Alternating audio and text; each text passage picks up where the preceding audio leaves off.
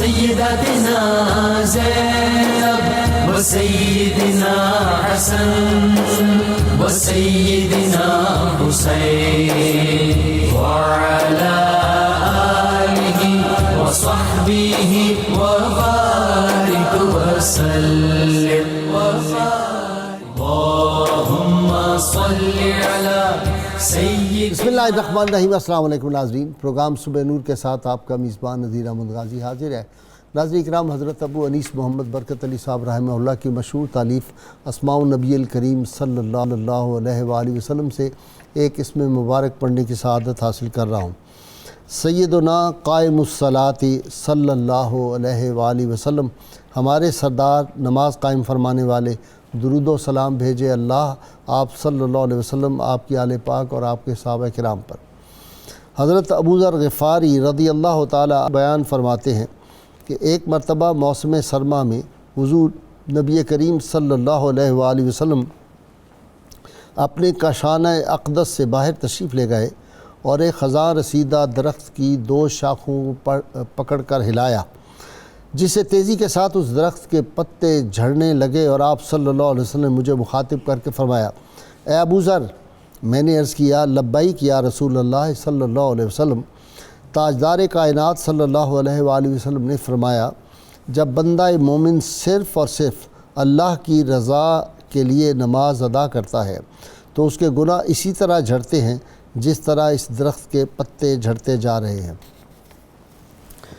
ناظرین کرام، کتاب کربلا کا دباچہ جو ہے، اگر اس کو کتاب کربلا کے ثانیہ کربلا کو ایک کتاب کہا جائے تو اس کا دباچہ سیدنا مسلم بن عقیل کی شہادت ہے، اور دباچہ دوم جو ہے اس عشق و وفا کا، وہ آپ کے شہزادگان حضرت محمد اور ابراہیم علیہ السلام کی شہادتیں ہیں. ناظرین کرام، عشق و وفا اگر منزل مقصود ہو اور شہادت عظمیٰ اگر منزل مقصود ہو تو اس کا دباچہ جو ہے وہ سیدنا مسلم بن عقیل اور ان کے شہزادگان جو تھے ان کی شہادتیں ہیں. سیدنا مسلم بن عقیل کی شہادت جس طرح ظلماً ہوئی اور جس بے دردناک طریقے سے ابن زیاد نے ان کو شہید کیا، اس کی تفصیلات تو ہم نے پہلے اپنے پچھلے پروگرام میں عرض کر دی تھی. اس کے بعد آپ کے دونوں صاحبزادے جو تھے، محمد و ابراہیم معصوم دونوں بچے جو تھے، ان کو آپ نے جس گھر میں آپ کا قیام تھا وہاں پہ آپ نے قاضی شرح کے حوالے ان کو کیا، اور آپ نے کہا کہ ان بچوں کو مجھے یہ شہید کر دیں گے، اس کے بعد میرے بچوں کو مدینہ منورہ پہنچا دیا جائے. وہ بچے کس طرح مدینہ منورہ نہ پہنچ سکے، ان کو کس نے گرفتار کیا، کس حال میں ان کو گرفتار کیا گیا، کس جیل میں ان کو رکھا گیا، جیل کا جو سپرنٹینڈنٹ تھا وہ کون تھا، وہ کیسا عاشق مصطفیٰ صلی اللہ علیہ وسلم اور اہل بیت اطہار کا غلام تھا جس نے اپنی جان قربان کر دی، اور پھر ان بچوں کو بچانے کی کوشش کی، لیکن اس کے باوجود تقدیر جو تھی وہ اپنا کام کر رہی تھی، ساری تدبیریں ناکام ہو گئیں اور تقدیر جو تھی وہ کامیاب ہوئی، اور الٹیمیٹلی کس طرح ان دونوں معصوموں کی جو شہادت ہوئی کس دردناک طریقے سے. لیکن جس ظالم نے، حارث نے ان کو شہید کیا تھا بچوں کو بڑے ہی دردناک انداز سے، اس کا پھر سارا خاندان کس طرح تباہ ہوا، وہ بھی ایک سوچنے کی چیز ہے. اور میں سوچ رہا تھا کہ اہل بیت اطہار کا جو گستاخ ہوتا ہے وہ اس دنیا میں بھی ذلت اس کا مقدر ہے اور آخرت میں تو یقیناً ہے. اس کی تفصیلات جو ہے وہ بھی میرے آج اسکالر حضرات جو ہیں وہ آپ کے سامنے بیان کریں گے. میں چاہتا ہوں کہ آج ساری تفصیلات ہم ان سے سنیں، اور پھر وہ اہل بیت اطہار کے وہ معصوم جو بچے تھے ان کو رحمت کونین صلی اللہ علیہ وسلم کا کس طرح پیغام آتا ہے. اللہم صلی علی سیدنا و مولانا محمد وعلی سیدنا علی و سیدتنا فاطمہ و سیدتنا زینب و سیدنا حسن وسيدنا حسين وعلى آله وصحبه وبارك وسلم. اللهم صل على سيدنا ومولانا محمد وعلى سيدنا علي وسيدتنا فاطمة وسيدتنا زينب وسيدنا حسن وسيدنا حسين وعلى آله وصحبه وبارك وسلم.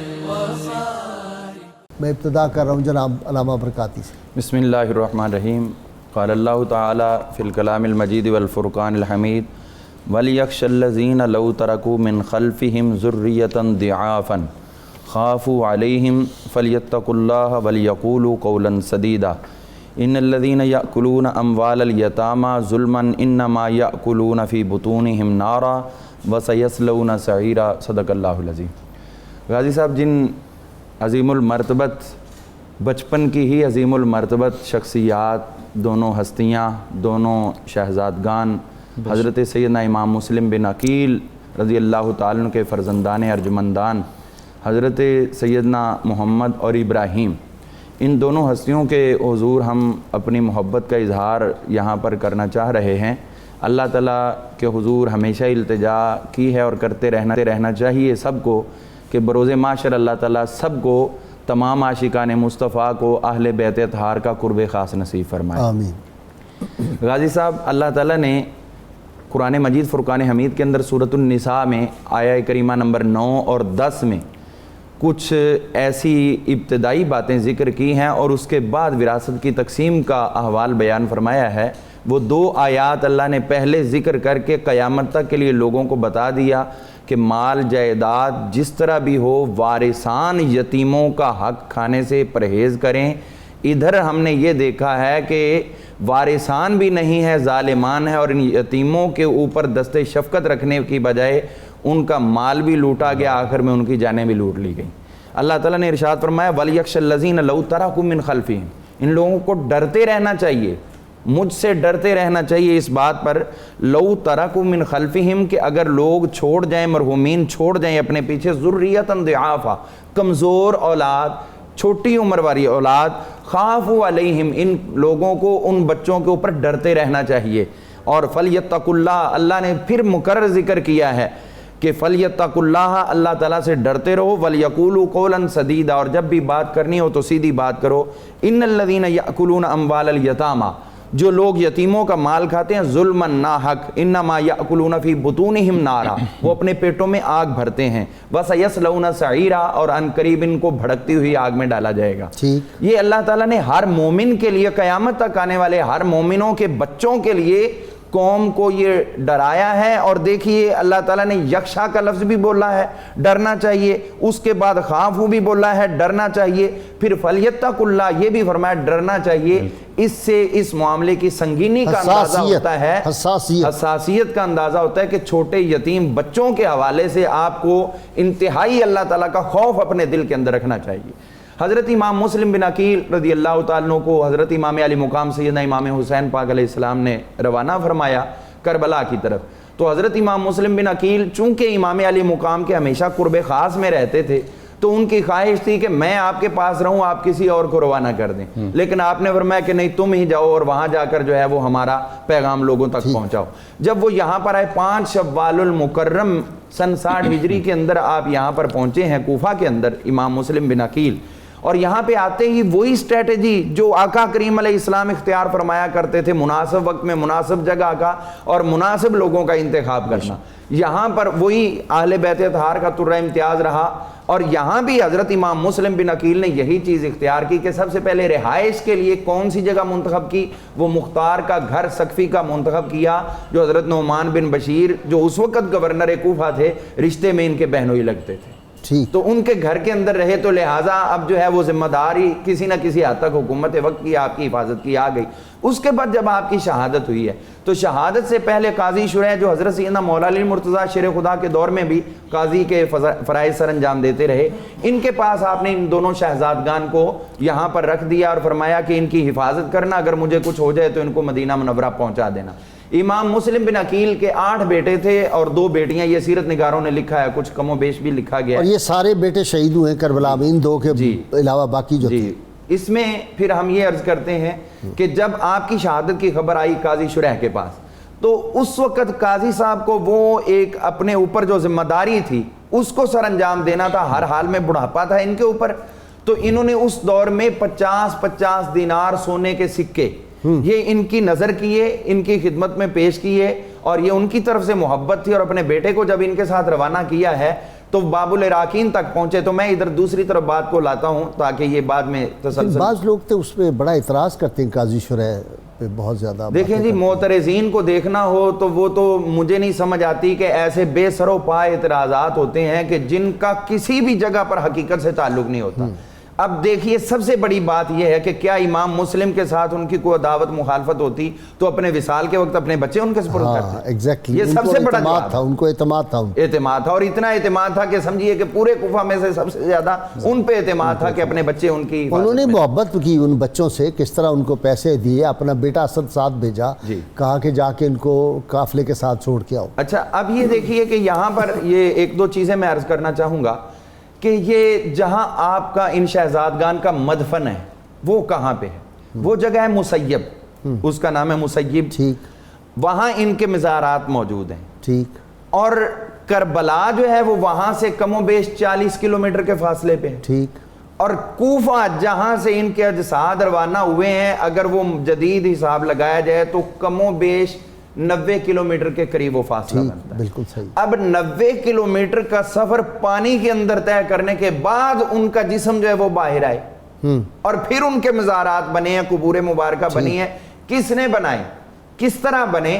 یہ تمام چیزیں وہی ہیں جو آپ کہا کرتے ہیں کہ اللہ تعالیٰ کا اپنا حسن انتظام ہے، کہ ان کو وہاں رکھا گیا کہ جہاں ان کے جسموں کو کوئی پامال نہ کر سکے، یزیدی نقصان نہ پہنچائے، اتنا دور وہاں اسی لیے لایا گیا، اور اتنا طویل سفر پانی نے اپنی حفاظت میں جو ہے وہ کروا کے ان کو وہاں تک پہنچایا۔ سبحان اللہ، سبحان۔ تو حضرت سیدنا امام محمد اور ابراہیم باوجود اس کے کہ وہ بچے تھے، عمر میں کم تھے، لیکن اس کے باوجود ان کو اتنی سمجھ اور فہم و فراست تھی، اور اتنی ان کو سمجھ حاصل تھی کہ ہم وہ ہیں جن کا تعلق اہل بیت نبی سے ہے، اور ہم ان تمام لوگوں سے اللہ نے ہم کو اعلیٰ اور افضل بنایا ہے۔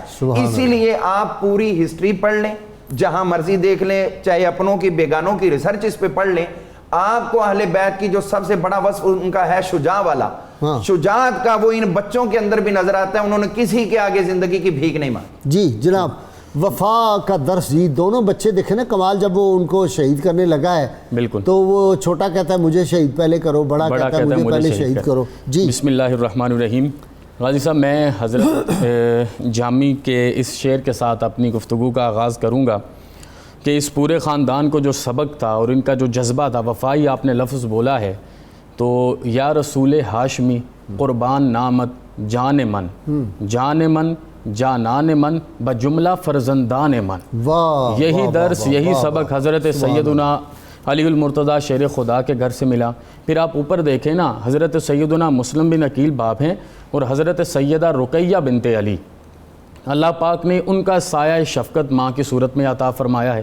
پھر کیسے ان کا انتظام ہوا ہوگا، اور حضرت سیدنا مسلم بن عقیل کے والد حضرت عقیل بن ابی طالب کے حوالے سے ایک دفعہ حضرت علی المرتضیٰ شیر خدا نے، اور بڑی محبت کی بات ہے کہ یہ کیسے ایک دوسرے کے ساتھ اور حضور علیہ الصلوۃ والسلام کی ذات کے ساتھ وفاداری تھی، کہ آپ نے عرض کی یا رسول اللہ انکا لتحب عقیلا، کہ حضور علیہ الصلوۃ والسلام کیا آپ عقیل سے محبت کرتے ہیں؟ فاجاب النبی صلی اللہ علیہ وآلہ وسلم حبا لہ، آپ نے کہا کہ میں اس کے ساتھ محبت کرتا ہوں 2 وجہوں سے۔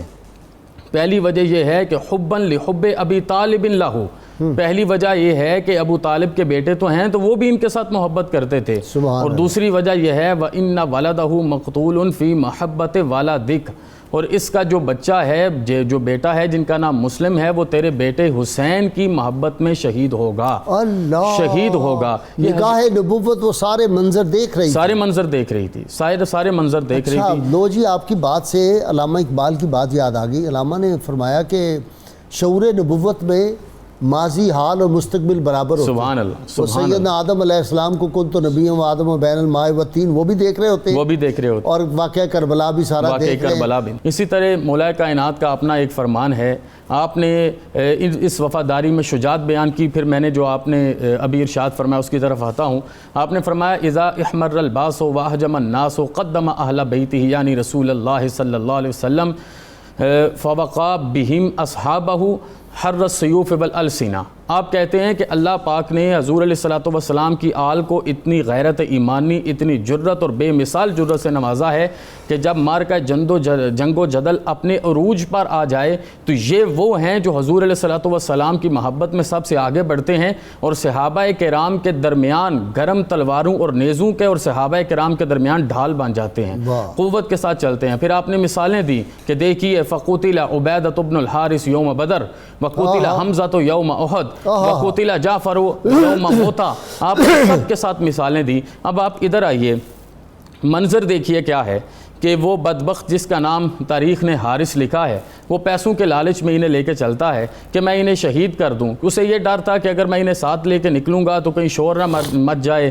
اور میرا مال نہ بچ جائے. اس نے اپنی بیوی پہ بھی چھین نہ لے، کوئی چھین نہ لے، کوئی اور مال نہ لے جائے. اپنی بیوی پہ بھی حملہ کیا، ایک غلام زادے پہ بھی حملہ کیا، اپنے بیٹے پر بھی حملہ کیا، پورے گھر کو بھی تباہ کو شہید کیا، بیوی کو شہید کیا، بیٹے کو شہید کیا، غلام بعض روایات میں ہے 2 ضرب کے ساتھ، بعد میں 3 ضرب کے ساتھ ان کے ساتھ یہ معاملہ کیا. پھر ان کو دریائے فرات کے کنارے پر لے جاتا ہے، جو بات ابھی بیان ہو رہی تھی، اور وہاں پر لے جا کے جب ان کو شہید کرنے لگتا ہے تو صبح کی پو پھوٹ رہی تھی.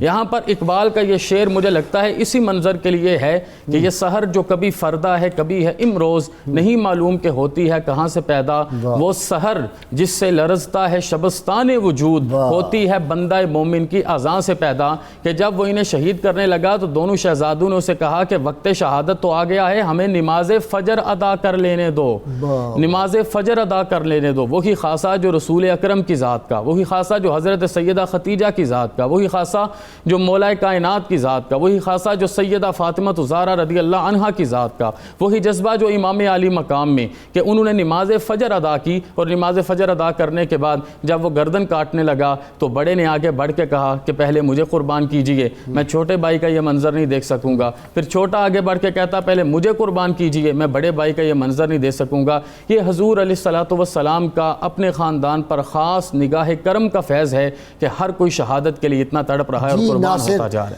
حارث جس وقت نمودار ہوئے صبح کے آثار، پھر لے کے چلا ہائے یتیموں کو جفا کار. واہ واہ. چلاتی چلی، اس کی بیگم جو ہے، چلاتی چلی پیچھے ضعیفہ جگر افگار، بن باپ کے بچے ہیں یہ ظالم نہ انہیں مار.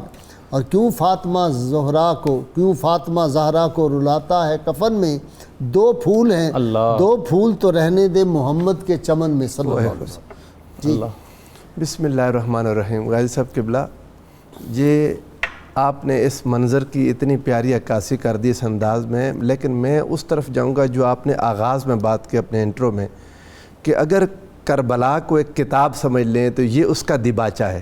صحیح ہے. اور اس کتاب کی عظمت اگر کسی نے دیکھنی ہو، کتاب کربلا. لوگوں کو آج کل یہ ایک ہے نا مسئلہ کہ جی احادیث سے بتائیں، احادیث کدھر ہیں، اور پھر وہ صحاح سے ڈھونڈتے ہیں، نہیں ملتا تو پورے واقعہ کو کہانی کہتے ہیں. جو کچھ ہم بیان کر رہے ہیں پھر اس پر اعتراض کرتے ہیں، پھر اس کے روات پر باتیں کرتے ہیں. اس کتاب کا تتمہ دیکھ کے ہر ایک کو یہ پتہ چل جائے کہ اس نے اگر جرت کرنی ہے تو کیسے کرنی ہے. یہی کتاب جس کا دیباچہ ہے اول مسلم بن عقیل اور ان کے شہزادگان ہیں، اس کا تتمہ یہ ہے کہ حضرت عباس بن عبد المطلب اور سیدہ ام سلمہ رضی اللہ تعالیٰ عنہ دونوں نے روایت کی. ام المومنین دونوں نے روایت کی. سیدہ ام المومنین مدینہ میں ہیں اور سیدنا عباس بن حضرت عبداللہ ابن عباس وہ مکہ میں ہیں. اور دونوں کو 10 محرم کے روز دوپہر کے وقت رسول اللہ صلی اللہ علیہ وآلہ وسلم خواب میں آئے.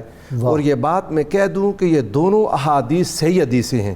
حضرت عبداللہ ابن عباس کی بھی، حضرت سیدہ ام سلمہ کی بھی محدثین کے اصولوں پر صحیح حدیثیں.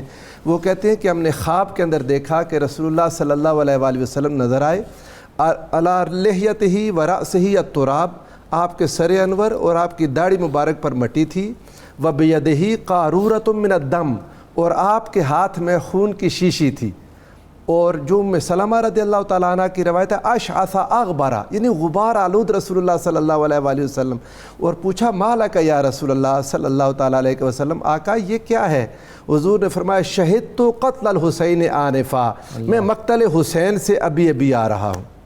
یعنی اس کتاب کی تکمیل یہ ہے کہ خود رسول اللہ صلی اللہ علیہ وآلہ وسلم اس ساری شہادت کے مناظر میں حضور علیہ السلام اپنی علم کے ساتھ، اپنے جسم اقدس کے ساتھ، اپنی موجودگی حضور علیہ السلام نے وہاں رکھی۔ اس شہادت کی کسی نے عظمت دیکھنی ہو کہ امام عالی مقام کے یہ جو بھائی امام مسلم اور ان کے شہزادگان کس مارکے میں شہید ہو گئے، تو یہ وہ مارکہ ہے جو صرف مشہود بالملائکہ ہی نہیں ہے، مشہود بالمصطفیٰ صلی اللہ علیہ وآلہ وسلم ہے کہ حضور سارا دن وہاں پر ان کا خون جمع کرتے رہے، اور رب ذوالجلال نے سیدنا امام حسین علیہ السلام کی شہادت، چونکہ یہ اس شہادت کا بھی بدلہ ہے جو اس ذبح کا جو سیدنا اسماعیل علیہ السلام نے ذبح ہونا تھا، وہاں جو سسپینڈ ہوا تھا وہ یہاں آ کے پورا ہونا تھا۔ تو اللہ نے تکالیف، مشکلات، دکھ، درد اور کرب کی کوئی ایک قسم ایسی نہیں چھوڑی جو کہیں جمع ہو سکتی ہو اور اس شہادت میں نہ ہو۔ لوگ کئی شہادتوں کے نام لیتے ہیں کہ فلاں شہادت بھی مظلومانہ تھی، فلاں بھی، واقعی کئی اور شہادتیں۔ سورہ بقرہ کی کیا ہے؟ میں آتا ہوں اس طرف، میں بالکل اس طرف میں اسی طرف آتا ہوں۔ یعنی آپ یوں دیکھیں تاریخ اسلام میں بہت ساری مظلوم شہادتیں ہیں، انبیاء بھی شہید ہوئے مظلوماً، صحابہ کرام بھی ہیں، سیدنا عثمان غنی ذو النورین ہیں، سیدنا حضرت حمزہ ہیں، مگر حضرت یہاں پر جو قرآن نے کہا وَلَنَبْلُوَنَّكُمْ بِشَيْءٍ مِّنَ الْخَوْفِ وَالْجُوعِ وَنَقْصٍ مِّنَ الْأَمْوَالِ وَالْأَنفُسِ وَالثَّمَرَاتِ وَبَشِّرِ الصَّابِرِينَ الَّذِينَ إِذَا أَصَابَتْهُمْ مُصِيبَةٌ قَالُوا إِنَّا لِلَّهِ وَإِنَّا إِلَيْهِ راجعون۔ یعنی اللہ تعالیٰ نے خوف سے، بھوک سے، مالوں کی کمی سے، پھلوں کی کمی سے، بعض علماء نے لکھا ہے ان میں مراد معصوم بچے ہیں، ان کی کمی سے اور جانوں کی کمی سے رب ذوالجلال نے آزمایا، اور کس کو؟ اپنے مصطفیٰ کریم علیہ السلام کے مبارک بیٹے کو۔ حضرت ابراہیم کے بیٹے کی جگہ رسول اللہ صلی اللہ علیہ وآلہ وسلم کے بیٹے کا انتخاب کیا گیا، اور پھر حضور سرور دو عالم صلی اللہ علیہ وآلہ وسلم نے ان کی شہادت کی خبر ان کے بچپن سے دینی شروع کر دی۔ اس امتحان میں جی علامہ صاحب امتحان میں پورے اترے جی۔ اچھا سارا خاندانی مصطفیٰ صلی اللہ علیہ وسلم دیکھو نا کہ بچے ہیں، تو اگر وہ اس وقت شہید کر رہا ہے، ان کو یقین ہو گیا کہ یہ ہمیں نہیں چھوڑے گا، اس کے باوجود یہ کہنا کہ ہمیں نماز پڑھ لینے دے، یہ فرمانا کہ جی پہلے مجھے، دوسرا کہہ رہا ہے پہلے مجھے، یہ بھی عجیب ہے۔ اور پھر ان گستاخوں کو جس نے یہ کیا تھا، نہ پانی نے قبول کیا نہ زمین نے قبول کیا۔ جی اچھا، یہ اس بارے میں میرے ذہن میں یہ بات آ رہی ہے کہ میں سمجھتا ہوں کہ اہل بیت اطہار جس رنگ میں ہوں، جس انداز میں ہوں، وہ ایک ایک لمحہ عبادت کا ہے۔ سبحان اللہ۔ وہ عبادت جو ہمیں لگتی ہے وہ کر رہے ہوں تو بھی عبادت ہے، جو ہمیں عبادت نہیں لگتی ان کی ہر سانس ویسے ہی عبادت ہے، ان کی سانسیں بھی عبادت۔ تو آپ یہ دیکھیے ان کا بھی بچپن ہے، نماز کے لیے کہہ رہے ہیں۔ امام حسین کا بھی بچپن تھا، حضور کی پشت پر سوار ہو رہے ہیں، وہ بھی عبادت ہے، یہ بھی عبادت ہے۔ نہ اللہ نے اس عمل کو رد کیا نہ اس عمل کو رد کیا۔ سبحان اللہ۔ تو اہل بیت اطہار کا ایک ایک لمحہ جو ہے، ایک ایک لہجہ، وہ اللہ کے ہاں عبادت ہے، اور اسی نماز کی اہمیت ان کو گھر سے ملی۔ نبی کریم رؤوف الرحیم صلی اللہ تعالی علیہ وآلہ وسلم ارشاد فرماتے ہیں کہ جب انسان قبر میں چلا جاتا ہے، دفن کر دیا جاتا ہے، تو اس کو لگتا ہے کہ اس وقت نماز عصر کا ٹائم ہے، ٹھیک، اور فرشتے آتے ہیں اس سے حساب کرنے، تو وہ پھر ان کو کہتا ہے دعونی اصلی، مجھے چھوڑو پہلے میں نماز پڑھ لوں۔ قبر کے اندر بھی جا کر مومن کی شان ہے کہ وہ نماز کی طرف جاتا ہے۔ ٹھیک۔ اور پھر اسی طرح دیکھیے کہ ہم حضرت عبد الرحمن بن عوف رضی اللہ عنہ، ان کے جب ایک دفعہ غشی طاری ہوئی جسم پر اور لوگوں نے سمجھا کہ انتقال کا وقت ہے، تو ان کی بیوی نے کیا کام کیا؟ وہ مسجد نبوی شریف میں چلی گئی، وہاں جا کر انہوں نے نماز شروع کر دی۔ اچھا، نماز پڑھنے لگی، نفل پڑھ رہی ہیں، تو کسی نے کہا آپ کے میاں کی حالت اتنی خراب ہے اور آپ نے ادھر نفل شروع کر دیے ہیں، تو وہ فرمانے لگی کہ میں کیوں نہ نفل شروع کروں، چونکہ خود قرآن پاک نے ارشاد فرما دیا ہے کہ اے ایمان والو تم صبر اور نماز سے مدد طلب کرو، استعینوا بالصبر والصلاۃ۔ تو ان کا یہ نماز پڑھنا بھی در حقیقت ایک تو فرض کی ادائیگی تھی ہی، اور دوسرا اللہ سے مدد کے طلبگار، نصرت الہیہ، نصرت الہیہ۔ تو اللہ سے مدد کے طلبگار تھے، اور یہیں پہ فیصلہ ہو رہا ہے حق پہ کون اور باطل پہ کون ہے، کہ وہ بچے ہو کر نماز کے ذریعے اللہ سے مدد طلب کر رہے ہیں، اور یہ طاقتور اور سمجھدار ہونے کے باوجود ان چیزوں سے یہ دنیا کی خاطر اپنے پیٹوں میں آگ بھر رہے ہیں۔ اور جو بھی بندہ رحمت کونین صلی اللہ علیہ وسلم کی ناموس پہ کوئی سودے بازی کرتا ہے، اہل بیت اطہار کے مسئلے میں کرتا ہے، تو اس کا مطلب ہے یہ قیامت تک اصول طے ہو گیا کہ وہ اپنے اندر جو ہے وہ ڈالر و پاؤنڈ جو کمائے گا وہ جہنم کی آگ ہی بھر رہا ہے اپنے پیٹوں میں۔ یہ سوچنا چاہیے۔ جی بالکل ایسے ہی۔ اور اس نے جو کیا تھا حارث نے عمل، وہ پیسوں کے لالچ میں ہی کیا تھا، یعنی اس کو ملتے تو بھی جہنم تھی، نہیں ملے تو بھی جہنم ہے، اور دونوں صورت میں۔ اور پھر دوسرا فیصلہ جو کیا گیا من جانب اللہ، وہ یہی ہوا کہ جب اس کو قتل کیا گیا ہے، نہ اس کے جسم کو پانی نے قبول کیا، نہ اس کے جسم کو زمین نے قبول کیا، اور پھر اس کو جلایا گیا۔ غازی صاحب یہ ہے وَسَيَصْلَوْنَ سَعِيرًا، اللہ نے فرمایا کہ ان قریب بھڑکتی ہوئی آگ میں ان کو ڈالا جائے گا۔ یہ اللہ تعالیٰ نے اس پہ اپنی تکلیف یہاں بھی ہاں ان الذین یؤذون اللہ ورسولہ لعنہم اللہ فی الدنیا والآخرہ، یہ ہے اس کی صحیح عملی تفسیر۔ اللہم صلی علی سیدنا و مولانا محمد وعلی سیدنا علی و سیدتنا فاطمہ و سیدتنا زینب و سیدنا حسن و سیدنا حسین وعلی آلہ وصحبہ وبارک وسلم۔ اللہم صلی علی سیدنا و مولانا محمد وعلی سیدنا علی و سیدتنا فاطمہ و سیدتنا زینب و سیدنا حسن و سیدنا حسین وعلی آلہ وصحبہ وبارک وسلم۔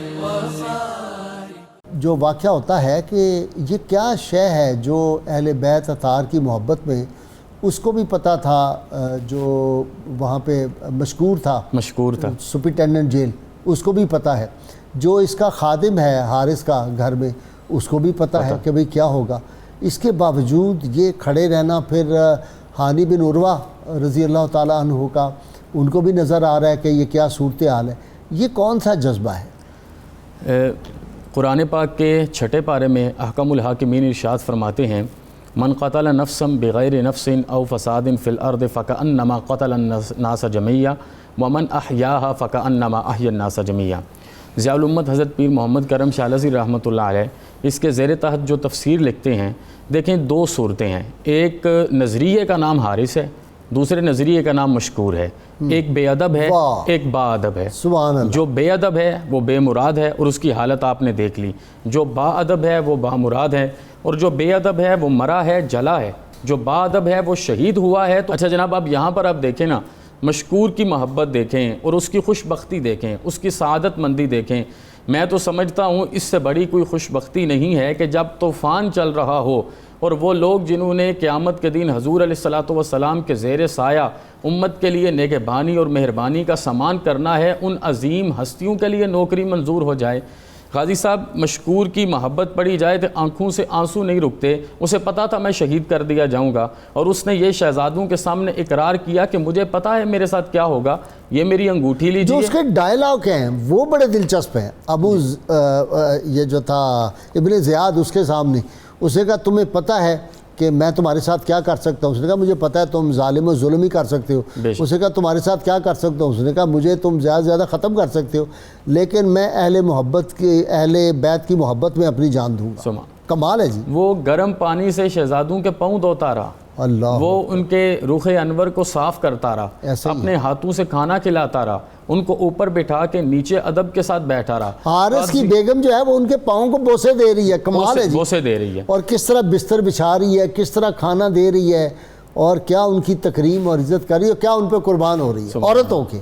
اپنی زندگی کی سب سے بڑی خوش قسمتی وہ یہ تصور کر رہی ہے, اور ان کی خواہش ہی یہ ہے کہ اس کے صدقے سے جو ہم ان کی خدمت کر رہے ہیں, کل روز محشر حضور علیہ الصلوۃ والسلام کی خدمت میں جب حاضر ہوں تو ہمارے لیے کامیابی اور کامرانی کا پروانہ لکھا جائے. اچھا ناصر, ایک بہت دلچسپ بات ہے جو میں لوگوں سے بھی کہتا ہوں, ایک ایسی موت جس کے بارے میں کہا جائے کہ وَلَا تَحْسَبَنَّ الَّذِينَ قُتِلُوا فِي سَبِيلِ اللَّهِ أَمْوَاتٌ بَلْ أَحْيَاءٌ عِندَ رَبِّهِمْ يُرْزَقُونَ. اللہ اکبر. روز جنت کے پھل جو ہے وہ کھا رہے ہیں, موجیں کھا رہے ہیں. امام حسین علیہ السلام کا غازی صاحب فرحین بما آتاہم. واہ واہ. امام حسین کا پیغام یہی تھا, فرماتے تھے کہ اگر جسم موت کے لیے ہی بنے ہیں نا تو میں پسند کرتا ہوں شہادت کی موت مرے, کہ وہ زندگی ہے. غازی صاحب کے لیے میں یہ چاہتا ہوں آج ایک بہت اہم بات کی طرف توجہ دلانا چاہتا ہوں. ہم جتنا واقعہ کربلا آج بیان ہو رہا ہے, ہم جی میں جس طرف میں جا رہا ہوں آپ مانیں گے کہ اہم ہے. جتنا علامہ صاحب سے آپ جی علامہ صاحب بھی مانیں گے, وہ بھی مانیں گے انشاءاللہ, کہ جتنا ہم واقعہ کربلا بیان کرتے ہیں زیادہ روایات طبری سے ہیں, امام ابن جریر طبری سے. اچھا بعض لوگوں نے اب یہ طریقہ کار پکڑ لیا, چونکہ سیاح میں محدثین کی مجبوری تھی, روایات لا نہیں سکے. ہم اپنے محدثین کو کچھ نہیں کہتے, انہوں نے دین ہم تک پہنچانا تھا, ہر چیز اشارتاً پہنچا دی. وقت کے حکمران ظالم تھے, وہ چیزیں روکتے تھے, چھلنی ہو گئیں, نہیں پہنچیں. اب جو امام ابن جریر طبری یا اس درجے کے جو لوگ جنہوں نے تاریخ پر کام کیا, تفسیر پر کام کیا, فقہ پر کام کیا, اب ان کی شخصیت کو مجروح کرنے کی کوشش کی جاتی ہے. مثلا آپ دیکھیں کہ جب خطوط آئے سیدنا امام حسین علیہ السلام کے پاس, امام حسین کوفہ کے لوگوں کے لکھے ہوئے خطوط پر اس وقت راضی ہوئے جب کوفہ کے بڑے بڑے نامور لوگوں نے خطوط لکھے. ان میں صحابہ تھے, سیدنا سلیمان بن سرد رضی اللہ تعالیٰ عنہ جیسے صحابی رسول, جن کے بارے میں مطلب آپ یوں کہہ لیں کہ فاضل صحابی, رسول اللہ صلی اللہ علیہ وآلہ وسلم سے سیکھنے والے. کہ یہ روایات امام ابن جریر طبری لائے تو لوگ امام ابن جریر طبری پر فتوے لگانے لگ گئے, اور ان کی روایات پر کہ انہوں نے ابو محنف سے روایت کر دی, فلاں سے روایت کر دی. میں جو عرض کرنا چاہتا ہوں, میں امام ابن جریر طبری کے بارے میں تھوڑا سا بتا دوں کہ آپ کو ابن خلدون نے, حافظ ذہبی نے, امام ابن کثیر نے, امام بیہقی نے, حافظ ابن حجر اسقلانی نے, خطیب بغدادی نے, ابن الاثیر نے, سب نے لکھا. عالم تھے, فاضل تھے, فقیہ تھے, مفسر تھے, محدث تھے, حدیث کے ناسخ و منسوخ کو جانتے تھے, حدیث صحیح اور غریب کو, ضعیف کو پہچانتے تھے. میں جو بات کہنا چاہتا ہوں کہ آپ نے جو ان لوگوں سے روایات لی جو ہم بیان کرتے ہیں, دراصل میری بنیادی وجہ یہ ہے کہ بعض ہمارے پروگراموں کے نیچے کئی لوگ کمنٹ میں لکھ دیتے ہیں کوئی کیسے بات کرتا ہے جی کہ یہ روایات ثابت نہیں ہے. میں یہ کہنا چاہتا ہوں کہ ابن جریر طبری نے جس سے جو روایت لی, اتنے بڑے عالم کوئی کچی روایت نہیں لے سکتے. آپ نے جس سے بھی روایت لی اس کی روایات کو خوب چھانا, پھٹکا, تنقیح کی, اور پھر لکھا. امام حسین علیہ السلام کی ذات سے یہ بات بعید ہے کہ آپ کو کوئی عام سا آدمی خط لکھے اور آپ مکہ مکرمہ سے کوفہ کی طرف چلے جائیں. وہ تو ہم ڈسکس کر چکے ہیں کہ کتنے خطوط آئے, کس کس نے لکھے, آپ نے جا کے ان کے نام لیے سب کے کہ تم نے لکھے, تم نے خط لکھے. جی واپس بچوں پہ آ جاتے ہیں. جی میں بچوں کے حوالے سے ایک اور بات کی طرف توجہ دلانا چاہوں گا. ایک کلپ جو ہے وہ مجھے موصول ہوا پچھلے دنوں, بلکہ شاید کل ہی, تو اس کے اندر یہ چیز کہی گئی کہ یزید کو 75 صحابہ نے بیعت کی تھی اور کچھ صحابہ نے توڑی, باقی سب نے اس کی بیعت کو برقرار رکھا. یہ کیا وہ کیا, اب اتنے صحابہ نے جب بیعت کی ہے تو پھر اس کے بعد اب یزید کو کوئی گالی دے یا اس طرح کرے. اور وہ ایک صاحب جو ہے بڑے عجیب انداز میں, یعنی لگتا ہے کہ وہ جتنی بڑی دستار سر پہ رکھتے ہیں اتنا ہی اندر پاگل پن سمایا ہوا ہے. اور وہ یہ کہہ رہے ہیں کہ جی یزید کے کاموں کو برا کہو اور جو اس پہ راضی ہیں ان لوگوں کو برا کہو. اب یزید کام کرے تو اس کے کام کو برا کہو, یزید کو نہ کہو. جو اس کو ڈیفینڈ کریں اب ان لوگوں کو برا کہو. بھئی یزید سے آپ کی کیا رشتہ داری ہے؟ کہ قرآن پاک کا جو اصول ہے, ہم یہ قرآن پاک کی آیات پڑھیں جس میں ہے انما المؤمنون اخوہ, بلکہ ایک جگہ پر اگر دو مومنوں کے گروہ آپس میں لڑ پڑیں تو تم فاصلحوا بین اخویکم, اپنے بھائیوں کے درمیان صلح کرو. اس کی تفسیر پڑھیں یہ کس وقت نازل ہوئی ہے. یہ عبداللہ بن ابی منافقین لوگ تھے, ان کی صحابہ کے ساتھ جھڑپ ہوئی یا جھگڑا ہوا ان کا, تو اللہ تعالیٰ نے اس موقع حال کے مطابق جو اس ٹائم کیفیت تھی ان کو مومن قرار دیا ہے, ان کی منافقت جو ہے وہ بعد میں ظاہر ہوئی، تو بعد کا حکم بعد میں ہے، پہلے کا حکم پہلے ہے۔ اگر یزید کا یہ معاملہ تھا جب اس کے یہ جرائم نہیں تھے تو جنہوں نے بیعت کی تھی، اب ایک شخص کو حضور صلی اللہ علیہ وسلم نے کاتب وحی بھی لگایا تھا اور وہ اس کے بعد مرتد ہوا، تو کیا اب اس بات پہ وہ اتنی بات کہہ دیں گے کہ جی نہیں وہ مرتد ہو ہی نہیں سکتا؟ تو یہ بات ہے کہ جو زمانہ حال ہے اگر اس وقت کا جرم ہے تو اس وقت اس پہ اطلاق ہوگا۔ اللهم صل على سيدنا ومولانا محمد وعلى سيدنا علي وسيدتنا فاطمة وسيدتنا زينب وسيدنا حسن وسيدنا حسين وعلى آله وصحبه وبارك وسلم۔ اللهم صل على سيدنا ومولانا محمد وعلى سيدنا علي وسيدتنا فاطمة وسيدتنا زينب وسيدنا حسن وسيدنا حسين وعلى آله وصحبه وبارك وسلم۔ ناظرین کرام، کتاب الشفا سے جی نسخے کا وقت ہو گیا۔ یہ رشتوں کے مناسب حصول کے لیے وظیفہ ہے جی۔ ہر فرض نماز کے بعد اول و آخر درود پاک کے ساتھ سورہ نمل کی آیت نمبر 62 کثرت کے ساتھ پڑھنے سے اللہ تعالیٰ رشتوں کا مناسب بندوبست فرما دیتا ہے، اور حسب توفیق صدقہ بھی کرتے رہیں۔ اور سیدنا علی المرتضیٰ شیر خدا فاتح خیبر ارشاد فرماتے ہیں، یہ دنیا جس کو تو محبت کی نگاہ سے دیکھتا ہے اس آخرت سے بہتر نہیں ہے جسے تو بھول چکا ہے۔ جی صدیقی۔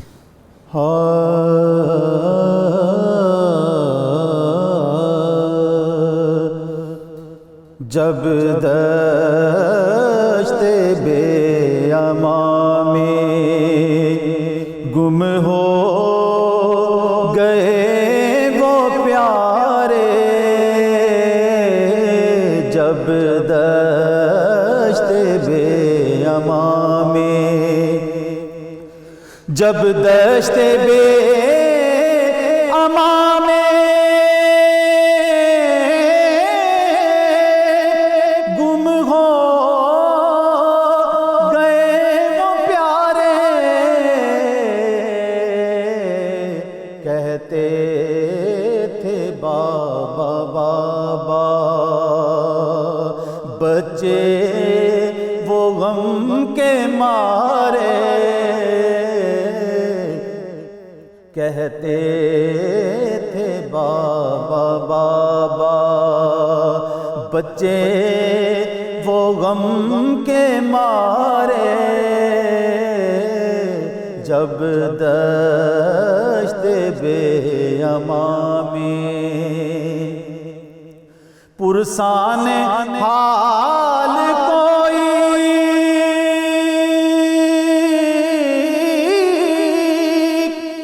ان کا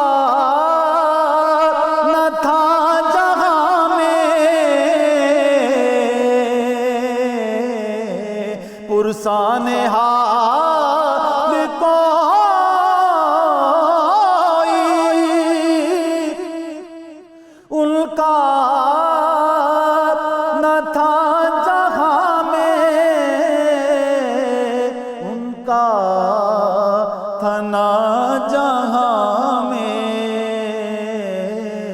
تصویر بے کسی تھے مسلم کے نور پارے،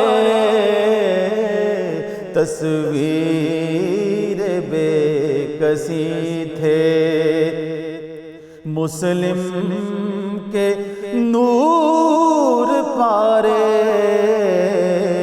کہتے تھے بابا بابا بچے وہ غم کے مارے، فاصل کلام شعر ہے. مظلومیت پہ ان کی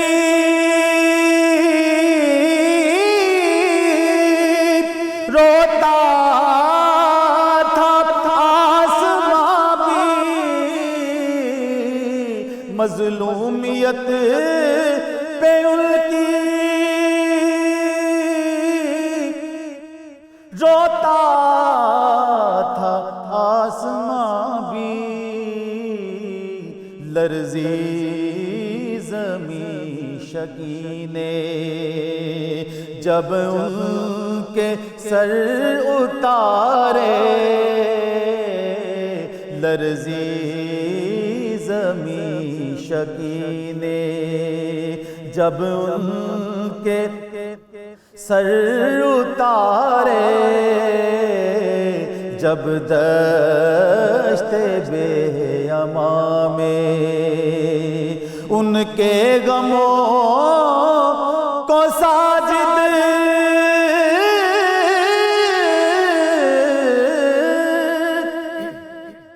کیسے بیاں کروں میں، ان کے غموں کو ساجد کیسے بیاں کروں میں، صحرائے گرم میں جو ڈوبے تھے دو ستارے، صحرائے گرم میں جو ڈوبے تھے دو ستارے.